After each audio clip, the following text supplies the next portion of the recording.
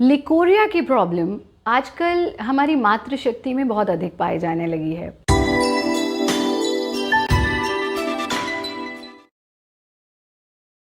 नमस्ते, मैं हूं आचार्य प्रतिष्ठा।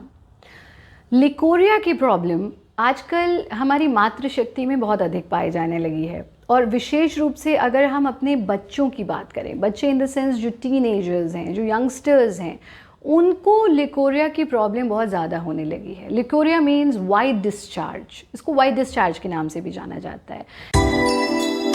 यानी हमारे गुप्त अंगों से, विशेष रूप से विजाइना से वाइट कलर का डिस्चार्ज होना।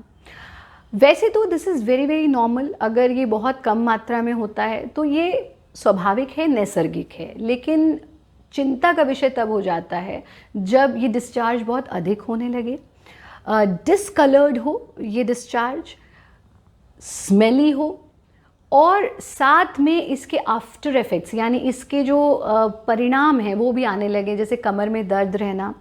बच्चियों में जिनमें ये समस्या हो उनको शरीर में बहुत डलनेस रहना, थकान बहुत जल्दी हो जाना, रीढ़ की हड्डी में स्टिफनेस रहना और तेजस्विता का हनन होना, और जिसे कहें कि बहुत एक्टिव बच्चियां अपने आप को महसूस नहीं करती हैं। और फिर ये लिकोरिया की प्रॉब्लम अगर समय पर हम ट्रीट नहीं करते हैं तो बढ़ते बढ़ते एक विकराल रूप भी ले लेती हैं और इसके बहुत सारे एडवर्स इफ़ेक्ट्स भी होते हैं।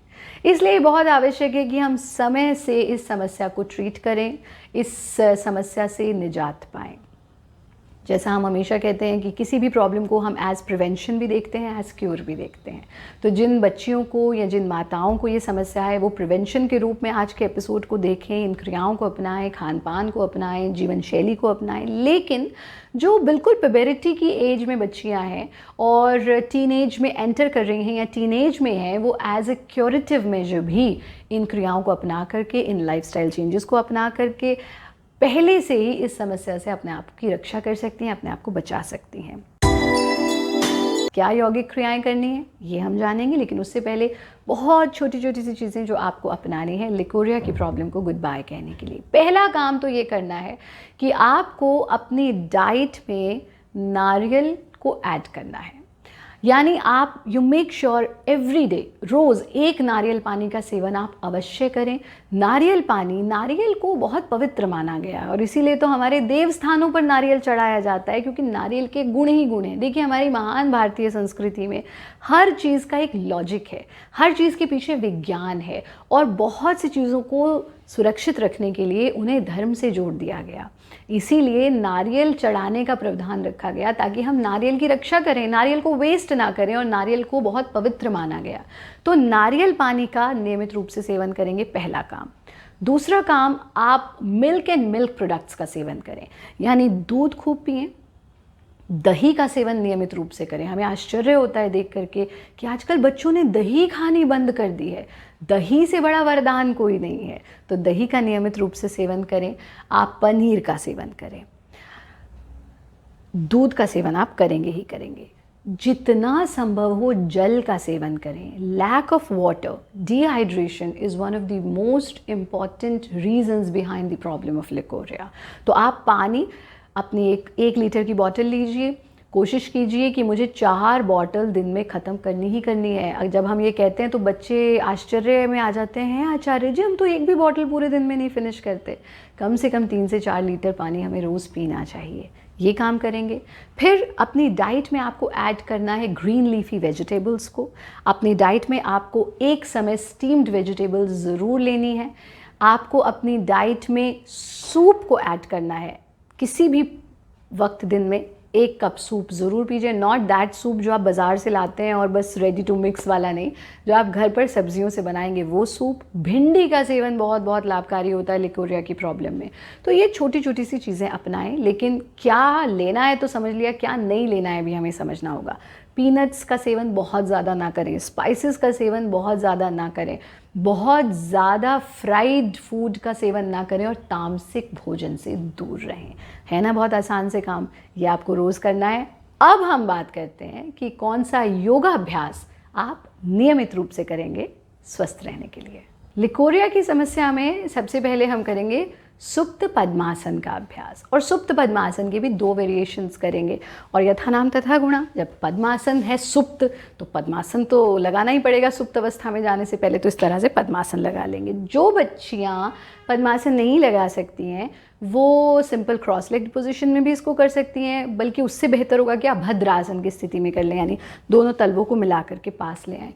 नहीं कर सकते तो क्रॉस लेग्ड पोजीशन में करेंगे। तो इस स्थिति में जैसे हम बैठे हैं ऐसे आप पद्मासन लगा करके बैठ जाएंगे। अब अपने हाथों का सहारा लेते हुए, हाथों का सहारा लेना बहुत ज़रूरी है, ऐसे नहीं कि ढप से पीछे चले जाओ और चोट खा लो।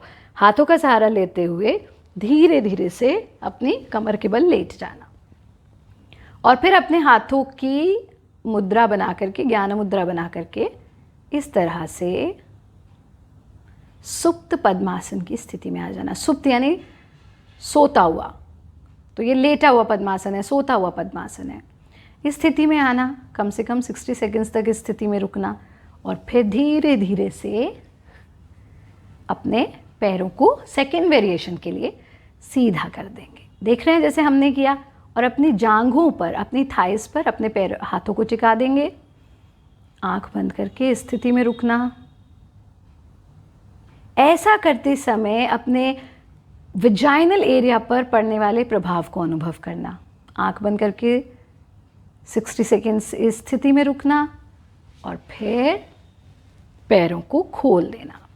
यहाँ पर जब आप पैरों को खोल देंगे तो यहीं से हम करते हैं विपरीत करणी मुद्रा, जैसे कि हम सर्वांग आसन करते हैं जिसमें हम पैरों को बिल्कुल ऊपर ले जाते हैं। वो तो इनिशियली बच्चियां नहीं कर पाएंगी जो अभ्यास में नहीं है, तो उसका सुगम वर्जन है विपरीत करणी मुद्रा। और विपरीत करणी मुद्रा के डिफरेंट बेनिफिट्स हैं, सर्वांग आसन के डिफरेंट बेनिफिट्स हैं। तो विपरीत करणी मुद्रा के लिए इस तरह से लेटना और हम अपने पैरों को उठाएंगे और ऐसे आगे की तरफ 45 डिग्री एंगल पर बेंट रखेंगे, ऐसे। यानी हम इसे बिल्कुल सीधा सर्वांग आसन की तरह नहीं कर रहे हैं, हमने ऐसे बेंट कर दिया। यथा सामर्थ्य रुकना और फिर धीरे से पैरों को वापस ले आएंगे, पूरे शरीर को ढीला छोड़ देंगे।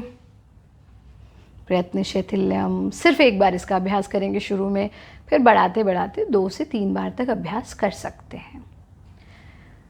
फिर आप साइड होकर के अपने आसन में बैठ जाएंगे। अब जो अंतिम अभ्यास आपको करना है प्राणायाम से पहले, वो है अश्विनी मुद्रा का अभ्यास। लेकिन अश्विनी मुद्रा का अभ्यास आप कैसे करेंगे? हमें यहाँ 2 प्रैक्टिसेस को मिला देना है।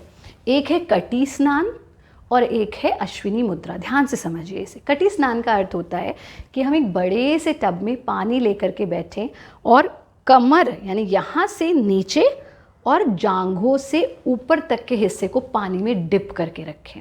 सपोज एक बड़ा सा टब है तो इसके अंदर हम ऐसे बैठ जाते हैं, तो यहाँ से लेके यहाँ तक का पूरा हिस्सा हमारा पानी में डिप रहता है। ऐसे हमें बैठना है कम से कम 10 मिनट तक। और ये तो हो गया कटी स्नान। और जब कटी स्नान में बैठे तो हम अश्विनी मुद्रा का अभ्यास करेंगे, यानी अपने एनस को, अपनी गुदा को कॉन्ट्रैक्ट करेंगे, रिलीज करेंगे, कॉन्ट्रैक्ट करेंगे, रिलीज करेंगे, कॉन्ट्रैक्ट करेंगे, रिलीज करेंगे। तो 10 मिनट तक टब में पानी भर के कटी स्नान करना और अश्विनी मुद्रा का अभ्यास करना। अब यहाँ ये बहुत महत्वपूर्ण है कि आप इसमें बेस्ट इसका आउटकम ऐसे निकाल सकते हैं कि आप जिस पानी में अपने शरीर को डिप कर रहे हैं वो नीम का पानी हो। नीम का पानी यानी टब में पानी भरा हुआ है, थोड़ा सा पानी अलग से लीजिए और उसमें नीम के पत्ते डाल लीजिए और उसे बॉईल कर लीजिए। बॉईल हो जाए, थोड़ा ठंडा हो जाए तो उस नीम के उबले हुए पानी को इस टब के पानी में मिक्स कर देंगे। ऐसा करने से वो पानी प्योर हो जाएगा और आप देखेंगे कि ये जो वाइट डिस्चार्ज और लिकोरिया की प्रॉब्लम है, इसमें आपको बहुत आसानी से आराम मिलना आरंभ हो जाएगा। प्राणायाम का नियमित रूप से अभ्यास करें, ध्यान का अभ्यास करें और हमारी बच्चियां ये ध्यान रखें कि वो गार्गी, मैत्री और झांसी की रानी के देश की बच्चियां हैं, इसलिए छोटी छोटी परेशानियों से, छोटी छोटी दिक्कतों से परेशान नहीं होना। बस जो आहार बताया गया, जो योगाभ्यास बताया गया, उसका नियमित रूप से अभ्यास करें। हमारा कार्यक्रम देखते रहें।